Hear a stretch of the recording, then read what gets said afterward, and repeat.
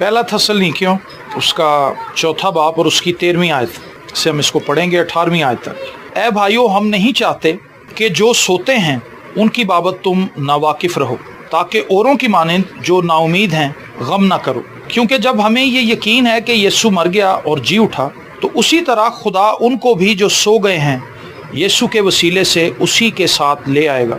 चुनाचा हम तुमसे खुदावंद के कलाम के मुताबिक कहते हैं कि हम जो जिंदा हैं और खुदावंद के आने तक बाकी रहेंगे, सोए हुओं से हरगिज आगे ना बढ़ेंगे, क्योंकि खुदावंद खुद आसमान से ललकार और मुकर्रब फरिश्ते की आवाज़ और खुदा के नरसिंगे के साथ उतर आएगा, और पहले तो वो जो मसीह में मुए जी उठेंगे, फिर हम जो जिंदा बाकी होंगे उनके साथ बादलों पर उठाए जाएंगे, ताकि हवा में खुदावंद का इस्तकबाल करें, और इसी तरह हमेशा खुदावंद के साथ रहेंगे।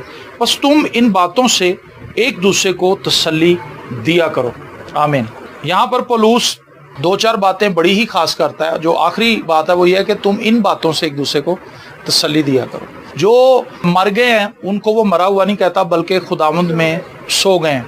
आपको पता है कि आज के दौर में जो इंसान जिंदा रह रहा है उसकी लाइफ के अंदर मसाइल कितने ज़्यादा हैं, किस कदर ज़्यादा उसके मसाइल हैं। तो पौलुस कहता है कि इस दुनिया के अंदर दुख तो बहुत ज़्यादा है, तकलीफ़ें बहुत ज़्यादा हैं, लेकिन हमने एक दूसरे को तसल्ली कैसे देनी है। दुख और तकलीफ़ बहुत से हैं, लेकिन वो उम्मीद किस चीज़ से दिलाता है कि ये दुख जो हैं ये आर्जी हैं, ये वक्ती तौर पर थोड़ी वक्त के लिए हमने देखने हैं, ये बीमारियाँ, ये तकलीफ़ें, लेकिन एक वक्त आएगा कि वो लोग जो हमसे पहले मसीह में सो गए हैं, और जब हम भी सो जाएंगे, अगर ना भी सोए और ज़िंदा रहे मसीह के आने तक, तो फिर वो कहता है कि हम जो सो गए हैं वो जी उठेंगे, और हम जो है वो बदल जाएंगे और हवा में उड़कर मसीह का इस्तकबाल करेंगे। और वो कहता है कि इन बातों से एक दूसरे को तुमने तसल्ली देनी है कि जी हम यहाँ पर परदेसी और मुसाफिर हैं, ये हमारा कोई मुस्तकिल ठिकाना नहीं है, ये कोई मुस्तकिल क़यामगाह नहीं है जहाँ पे हमने हमेशा हमेशा के लिए रहना है। तो अगर ये दुख थोड़ी देर के लिए हैं तो हमें शुक्रगुजारी से इन्हें बर्दाश्त कर लेना चाहिए।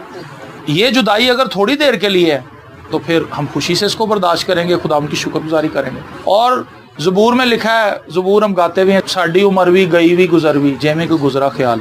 उम्र एक ख्याल की तरह गुजर जाती है। आप अगर अपने माजी में नज़र दौड़ाएं तो सारी चीज़ें ख्याल की तरह ही हैं। मैं अगर अपनी उम्र को देखता हूँ तो मुझे ऐसे लगता है कि मैं 40 साल का हो गया। तो वक्त तो बड़ी तेज़ी से गुजर रहा है, और उम्र एक आम आदमी की जो उम्र है वो ख्याल की तरह गुजर जाती है। जैसे ख्याल हमारे जहन में आता है और फिर हम सोचते हैं कि यार पता नहीं मैं क्या सोच रहा था। कुछ लोग ऐसे थे जिनसे हमें बड़ी उन्स थी, बड़ी मोहब्बत थी, हमने उनके साथ बड़ा अच्छा वक्त गुजारा, लेकिन आज वो नहीं है। आज उनकी तस्वीरें हैं, उनकी यादें हैं। लेकिन पौलुस हमें एक बड़ी ज़बरदस्त उम्मीद दिलाता है। वो कहता है कि भाई वो लोग जो सो गए हैं वो जी उठेंगे। अगर वो मसीह में थे तो जी उठेंगे और हम बदल जाएंगे, और फिर हवा में उड़कर हम खुदावंद का इस्तकबाल करेंगे, और फिर हमेशा खुदावंद के साथ रहेंगे। इन बातों से तुम एक दूसरे को तसल्ली दिया करो। तो हमारे आम तौर पर लोग जब जाते हैं किसी परेशान हाल बंदे का पता करने के लिए, उसको कहते कोई गल नहीं यार, दिन बदल जाएंगे, अच्छे भी दिन आएंगे। ये भी एक चीज़ है, हम इस तरह तसल्ली देते हैं। लेकिन पौलुस कहता है कि भाई आप ये तसल्ली दें कि यार इतने तो थोड़े दिन ही रहना है, हमारा असल ठिकाना तो कोई और है। यहाँ पे अगर आप मुश्किल काट भी रहे हैं, तकलीफ काट भी रहे हैं, जुदाई आपकी लाइफ में आ गई है, स्ट्रेस आ गया, परेशानी आ गई है, बीमारी आ गई है, जॉबलेस हो गए, बिजनेस फ्लॉप हो गया, कोई भी प्रॉब्लम आपकी लाइफ में आ गई है, तो खुदावंद की शुक्रगुजारी करेंगे। खुदावंद ये तो हल्की सी मुसीबत है, लेकिन मुझे पता है कि जब मैं ऊपर आऊंगा तो फिर वहां पे गम नहीं है। लिखा है वो हमारे आंखों के आंसू पहुंच देगा, ठीक है ना। वहां पे कोई बंदा हमारे आंखों के आंसू नहीं पहुंचेगा। हमारी बेटी, हमारा बेटा, हमारी बीवी, हमारा शौहर, हमारा बाप, हमारी माँ नहीं, खुदा खुद। तो ये कितनी बड़ी तसल्ली की बात। फिलिपियों के खत के अंदर पौलुस कहता है कि जिंदा रहना मेरे लिए मसीह है और मरना नफा है। जिंदा रहना, वो कहता है अगर मैं जिंदा हूं तो मैं मसीह के लिए जिंदा रहूंगा। ये उसकी थॉट है, ये उसका ख्याल है। वो कोई बड़ी बिल्डिंग नहीं बनाना चाहता, अपने बच्चे उसके थे ही नहीं, वो कोई बहुत बड़ा कारोबार, कोई एम्पायर नहीं खड़ा करना चाहता। वो कहता है कि भी जिंदा रहना मेरे लिए मसीह है, ये मेरा विजन है, ये मेरा टारगेट है। आज हम जिंदा हैं, हमारे मकसद कुछ और है। मैं लोगों से मिलता हूँ, बेटा बस दुआ करो मैं अपने बच्चों की शादियां कर दे। वो शादियां तो उन्होंने हो ही जानी है जब वो आए हैं जमीन पे। तुम किस चीज के लिए फिक्र कर रहे हो? हमने खाम खा के स्यापे अपने ऊपर डाल ली है, ये भी फिक्र, ये भी फिक्र। हम उन चीजों के लिए भी फिक्र कर रहे हैं जो सरासर खुदा के काम है। रोटी कहाँ से आएगी? रोटी वो देने वाला है। तो हम कई बार खुदा का भी जो काम है ना वो अपने जिम्मे लगा लेते हैं, तो इसीलिए फिर ज्यादा परेशान हो, टेंशनों में पड़े रहते हैं। تو جو خدا کے ساتھ لائف ہے نا وہ بنداس ہے, بغیر کسی فکر کے, بغیر کسی خوف کے. یسوع مسیح نے کہا تم ہوا کے پرندوں کو دیکھو, نہ بوتے ہیں, نہ کاٹتے ہیں, نہ ان کے کوئی کھتے ہوتے ہیں, نہ کوئی بینک بیلنس ہے, کچھ بھی نہیں ہے, آج میں زندہ ہے وہ. ہمارے جو باہر درخت ہے گھر کے, میں اکثر وہاں پہ کھڑا ہوتا ہوں تو وہاں پہ مختلف پرندے آ کے بیٹھتے ہیں, چڑیاں, کوے اور مختلف قسم کی فاختائیں اور یہ وہ.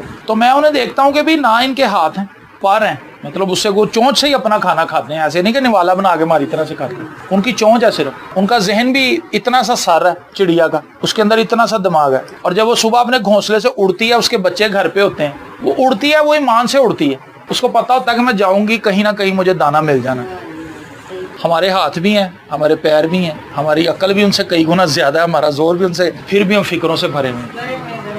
تو وہ ایک ریسرچ یہی کہتی ہے نا کہ دنیا کے اندر واحد ایک ایسی مخلوق ہے جو کماتی ہے, باقی دنیا کے اندر کوئی مخلوق کماتی نہیں ہے. نہ مگرمچھ پیسے کماتا ہے, نہ شیر کماتا ہے, نہ چڑیا کماتی ہے, نہ چینٹی کماتی ہے, کوئی جانور نہیں کماتا, صرف انسان کماتا ہے, اور سب سے زیادہ پریشان وہی ہے. تو زندگی جو ٹرسٹ کی ہے, خدا کے اوپر بھروسہ کرنا, توکل کرنا, یسوع مسیح نے کہا سب سے کمزور مخلوق کی مثال دی ہے خدا بندی.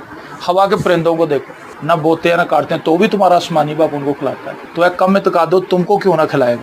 تو ضروری ہے اگر کوئی ہمارا عزیز پریشان ہے, بیمار ہے, مصیبت میں ہے, تو آپ اسے تسلی دیں, اس کے لیے دعا بھی کریں, اس سے کہیں کہ بھائی آپ بیمار ہیں, ہم آپ کا پتہ کرنے کے لیے آئے ہیں, لیکن یہ عارضی ٹھکانا ہے ہمارا, ہم نے یہاں سے جانے جانا ہے, ہم نے تو اوپر رہنا ہے, وہاں پہ کوئی بیماری نہیں ہے, وہاں پہ کوئی پریشانی نہیں ہے, وہاں پہ کوئی تنگ دستی نہیں ہے.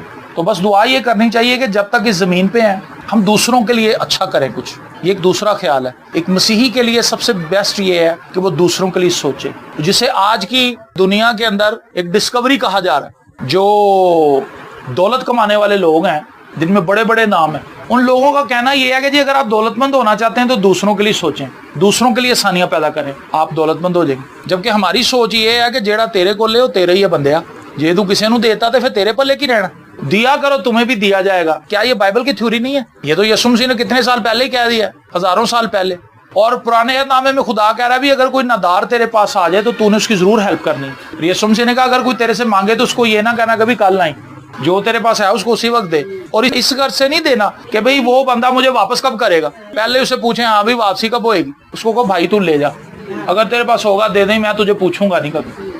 یہ کام وہ بندہ کرے گا جو خدا پہ توکل کرتا ہے, جس کو پتا ہے کہ بھئی خدا مہیا کر سکتا ہے, خدا دے سکتا ہے. تو خداوند کی اس بات کے لیے ہم تعریف کرتے ہیں کہ وہ ہمارے ساتھ ہے, ہمیں سنبھالتا ہے. اگر ہم ایک دوسرے کو یہ بتاتے رہیں گے کہ یسوع جلد آنے والا ہے, اس کا اثر ہماری لائف پہ بھی پڑے گا. کئی بار ہم یہ ضرور سوچتے ہیں کہ بیلا آنا ہے, یہ ہم ڈیلی سوچتے ہیں یار بس یہ 17 تاریخ ہے, بس آنا ہی آنا ہے,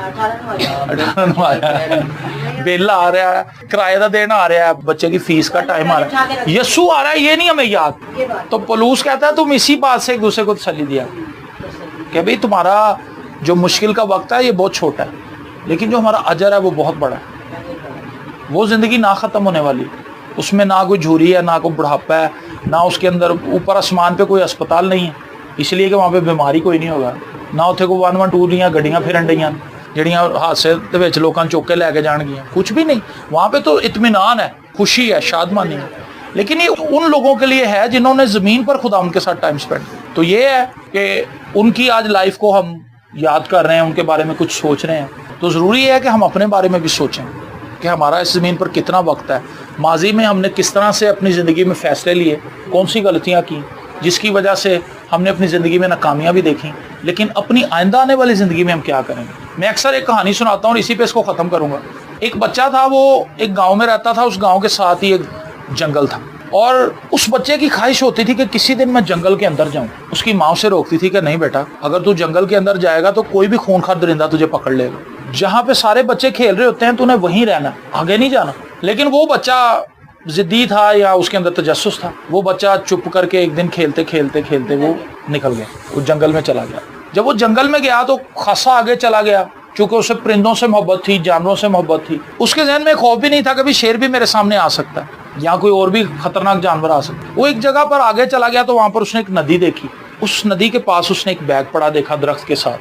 اس بیگ کے اندر اس نے دیکھا کہ اس کے اندر بڑے رنگ برنگے سے پتھر ہیں, ہیرے کہہ لیں آپ. اس نے وہ بیگ اٹھا لیا, اتنا سا بیگ تھا جسے پوٹلی آپ کہتے ہیں, وہ اس نے اٹھا لیا اور اس نے وہ اس کی گرہ کھولی. اب وہ جاتے جاتے کسی کوے کو مار رہا ہے, شرارت کرتا ہوا کسی چڑیا کو مار رہا ہے, وہ پتھر ضائع کر رہا ہے. جب وہ اپنے گھر پہنچا تو اس کے پاس گنتی کے 10-12 پتھر اس کے پاس رہ گئے تھے. اس نے لا کے اس کو ٹیبل پہ رکھ دیا. تو اس کا باپ اور اس کے باپ کا دوست وہ وہاں پر بیٹھے ہوئے تھے کمرے میں. تو انہوں نے کہا بیٹا یہ تو کیا لے کے آیا, تو کہاں سے آیا؟ اب وہ یہ بھی نہیں کہہ سکتا کہ میں جنگل گیا تھا. اس نے کہا تھا جی یہ راستے میں سے مجھے پڑا ہوا ملا ہے. ہاں جی, ڈر سے سچی. اس نے کہا جی وہ نا جنگل کے پاس ہم کھیل رہے تھے تو وہاں پہ ہمیں یہ ملا.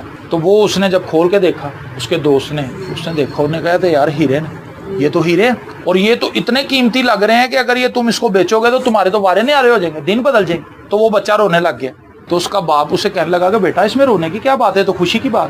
اس نے کہا جی رونے کی بات یہ ہے کہ تو بھرا ہوا تھا تھیلا, لیکن میں نے سارے ضائع کر دیے, کوے کو مار دیا. ہماری زندگی کے جتنے بھی سال تھے اس میں سے کتنے سال ہم نے ایسے گزار دیے بغیر کسی مقصد کے. کوئی ریزن نہیں تھا کہ ہم کیا کر رہے ہیں سارے ٹائم میں. صبح اٹھ رہے ہیں وہ فضول کام کر رہے ہیں, نہ خدا کو یاد کیا, نہ خدا کی بندگی کی, نہ اس کی ستائش کی. لیکن جتنے ہیرے اب اس کے پاس باقی تھے اس سے وہ اپنی زندگی کو بہترین گزار سکتا تھا. مجھے نہیں پتا کہ ہم میں سے کس کے پاس کتنا وقت باقی ہے. 6 سال ہیں, 2 سال ہیں, سال ہے, 6 مہینے ہیں, 20 سال ہیں, 30 سال ہیں. یہ خدا کو پتا ہے, یہ راز اسی کو پتا ہے. تو ضروری ہے کہ آج سے ہی ہم اپنی زندگی کے لیے بیسٹ فیصلہ کریں. سب سے پہلے تو یہ ہے کہ ہم اپنی زندگی خدا کو دیں. کہ خداوند ماضی میں جتنا بھی وقت ہم نے گزار دیا وہ کسی کام کا نہیں تھا, لیکن اب تو مجھے لے اور مجھے استعمال کر تاکہ میں دوسروں کے لیے بہتری پیدا کروں. اور یہ بڑا اچھا ایک ایکسپیرینس ہے, کسی کی مدد کر کے بہت اچھا لگتا ہے. اور میں ہمیشہ ہی کہتا ہوں کہ کسی کی مدد کرنے کے لیے دولت مند ہونا شرط نہیں ہے. آپ چاہے غریب بھی ہیں تو آپ دوسروں کی مدد کر سکتے ہیں. ہو سکتا ہے آپ روپے پیسے سے نہ کر سکیں, کسی کے گھر میں جا کے صفائی کر دیں, کیا چھوٹی بات ہے. ایک بوڑھی عورت ہے, اس کے گھٹنے پٹاخے مار گئے اور وہ بیٹھی ہوئی ہے. آپ جا کے اماں جی چلو میں تھوڑا پتہ کرنا آئی سا, خالہ جی آپ بیٹھو بس میں صفائی کر دیتی ہوں. 1-1.5 گھنٹہ لگا کے اس کے گھر کو چمکا دیں, وہ آپ کو دعائیں دے گی. لیکن ہم ان سب چیزوں سے آ رہی ہیں آج اس لیے کیونکہ ہمارا دھیان خدا کی طرف نہیں. جب ہم خدا سے محبت کرتے ہیں تو پھر خدا کے لوگوں سے, جو مخلوق ہمارے ارد گرد پھر رہی ہے, اس سے بھی ہمیں محبت ہو جاتی ہے. پھر ہم کہتے ہیں کہ خداوند تیرا شکر ہو کہ تو نے زمین پہ مجھے رکھا ہے. باجی کو بھی پتا ہے, میرے باپ کو یہ عادت تھی کہ وہ کسی بھی بندے کو کچھ بھی دے دیتا تھا. اور میرے سامنے میں چھوٹا سا بچہ تھا جیسے رافع ہے 11-12 سال کا, تو ایسے ہم گزر رہے ہیں, ہفتہ لے کے آئے ہیں کارخانے سے. اس زمانے میں 400 روپیہ, 350, 400, مطلب آج سے 28-29 سال پہلے بڑی رقم سے 400 روپیہ, 450. ایک بندہ آ گیا سامنے سے کہ استاد جی میری بیوی بڑی بیمار ہے, تو اسپتال داخل ہے, ٹیسٹ ہونڈے نے, پیسہ کوئی نہیں. اچھا کتنے پیسے چاہیے؟ استاد جی 300 روپیہ مل جائے. میرے بن 300 نکال کے اس کو دے دیں. اب میں اپنے باپ کو دیکھ رہا ہوں کہ بھی میری تو فیس بھی نہیں جمع ہوئی, گھر کا کرایہ بھی ہمارا دینے والا ہے, گھر میں راشن بھی کوئی نہیں ہے. تو 300 روپیہ میرے باپ نے دے دیا, تو 150 روپے سے تو ہماری بات نہیں بننی. اب میرا باپ مجھے کہہ رہا ہے یار تو اپنی ماں نہ دسی, بس تو چپ ہو جائے. اچھا جی اب میں گھر گیا ہوں, میرا باپ 150 روپیہ پکڑا. میری ماں کہتی تھی تو کہہ رہے 450 روپے ہفتہ بنے تو تھی 150 دے رہے ہو.